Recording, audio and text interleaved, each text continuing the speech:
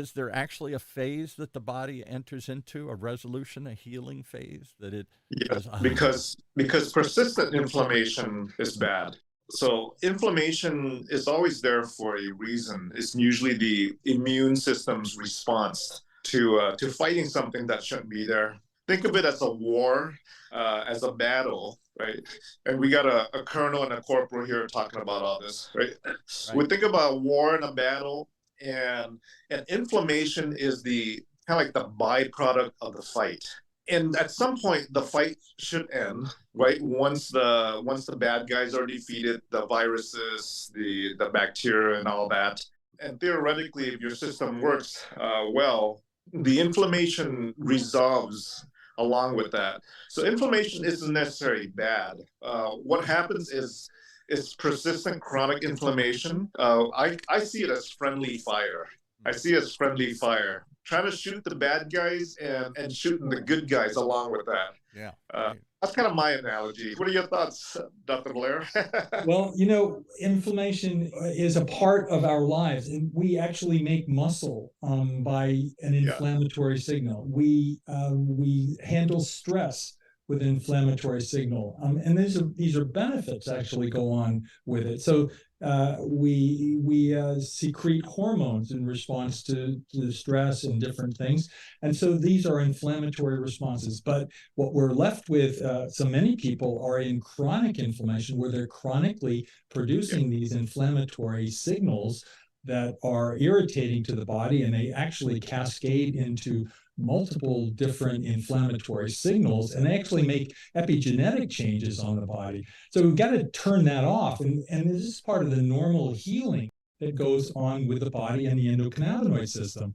And so the signal goes out that we're getting to this inflammatory phase, and it's secreting some inflammatory cytokines, and then it needs to switch over to this healing phase, this anti-inflammatory phase, and that becomes the M2 portion. And then it's starting to secrete anti-inflammatory cytokines.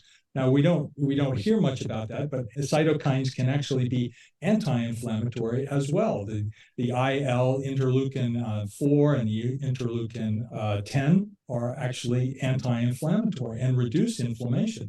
And so we go into that phase, and we go into the healing mode, and we get resolution of the number of macrophages and the number of monocytes that are in an area. And we get to that healing portion of the body, and we get resolution of the membranes. So when we get an inflammation, we get opening up of the membrane pores, and that allows for monocytes and inflammatory cells to move into an area, and that produces swelling and other things. And by going into the healing mode, the M2 phase, we deplete those supplies, we firm up the membranes so that there's no more leakage, and we resolve the inflammation.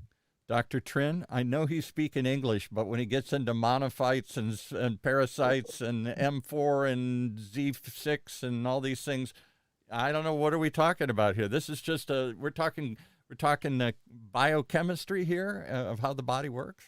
Absolutely. The biochemistry of why inflammation exists, and is part of, as Dr. Blair mentioned, is part of our natural body's process, right? To deal with stress, to deal with just life.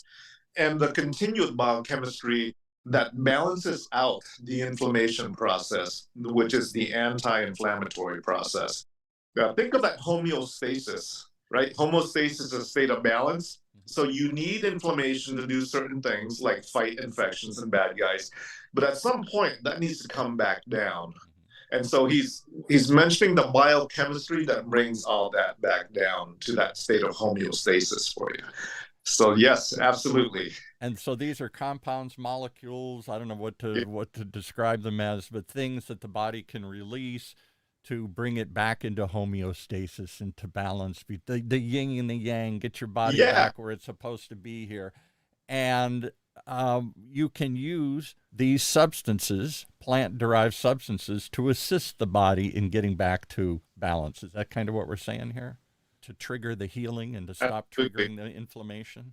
Absolutely, because our body is in most of our bodies is unbalanced, right? It's in a chronic state of a persistent inflammation based on our diet, our lifestyle, our lack of sleep, our stress level. Right. So yes, these hops and plant products and all that will assist our body without the THC component to bring it back to that. So lifestyle, food that we eat, the world that is going way too fast and that we're too stressed on a daily basis just to try to cope with going through the day is creating our inflammation and our state of out of balance. That's right. Is this something that we can do and take as a prevention?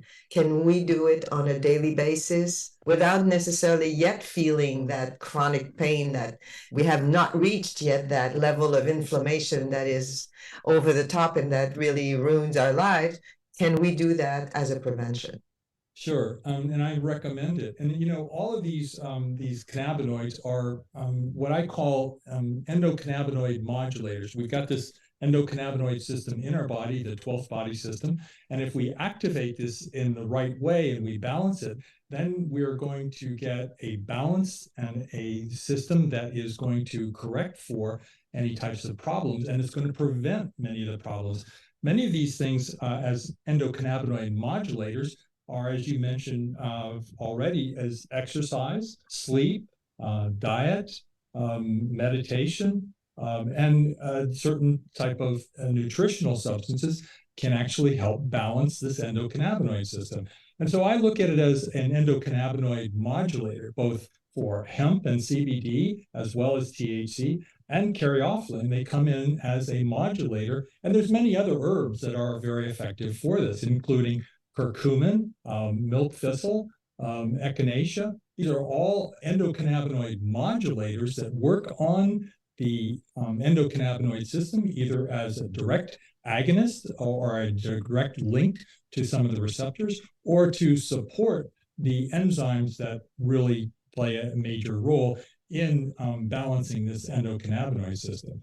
So yes, these endocannabinoid modulators are very, very effective for preventing many types of illnesses. Now, caryophyllene has been shown in a number of studies. There's over 3,000 studies in PubMed dealing with caryophyllene. Many of them deal with herbal formulas that are fairly unique, but many of them also deal with the caryophyllene as a molecule and the benefits that come from it. And the range of benefits is extraordinary.